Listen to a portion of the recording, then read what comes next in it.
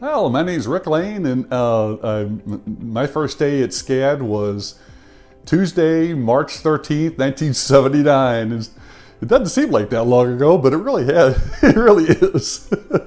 My last day of work was January 5th, 2021. I retired after 41 years and I think like 10 months, almost 42 years.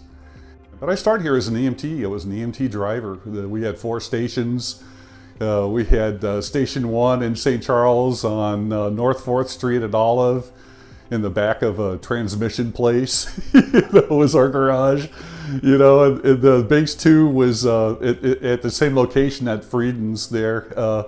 It's just a new building now. And then base 3 was in O'Fallon in an industrial park. And then base 4 was in Wentzville in the back of a laundromat. You know, the early days of SCAD. Well, you know, the Grateful Dead thing up there in Wentzville, I was working, at the time I was a flight medic with Arch, and I had just gotten off a day shift on the helicopter downtown on Scott in Jefferson. And I'm driving back and I'm trying to turn on the Cardinal game and on KMOX, and the game was interrupted by the news of this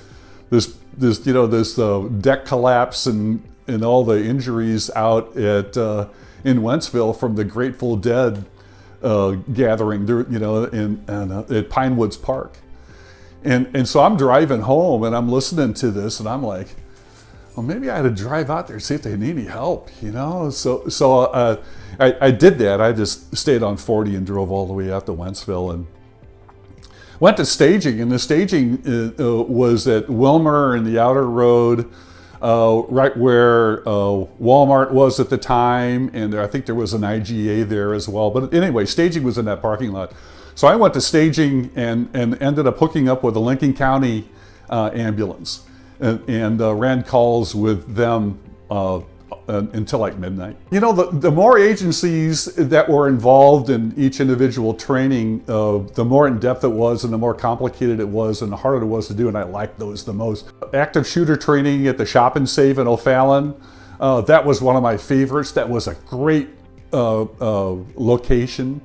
We had the theatrical smoke and the county police was a part of it, and so were some different agencies. I believe that Lake was a part of it, and O'Fallon was a part of it, and it was just wonderful. And you learn so much from those multiple agencies, you know, from those different agencies. And I like that one a lot. The first big one we did was at the old Kmart in St. Charles. I loved that one too. That's another, it was an old, stinky, musty building. The inside it looked like it collapsed. It was a simulated earthquake, so the building met us halfway, so that was nice, you know. And we were able to do wonderful things there. That was also nice because it was pitch dark in there in the middle of the day. And so, you know, using alternative light sources and that added a sense of realism to it that was probably the most realistic of any of them that we did. You know, one of the premises that when I first started here, it was emergency care and transportation of the sick and injured. We're ambulances. You know, you stabilized, you transported, you passed off the patient to the emergency department and gave a report, and then you started over again. And that basic premise, I wonder if that's enough anymore. I really do. It's kind of cliche to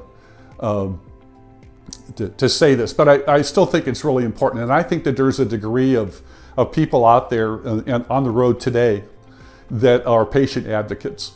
And I think that patient advocacy is gigantic. I think even more so now that not only are we patient advocates in regards to emergency care and transportation of the sick and injured, but being an informed first responder and being able to share things with these people. They're going to have questions and we need to have the answers.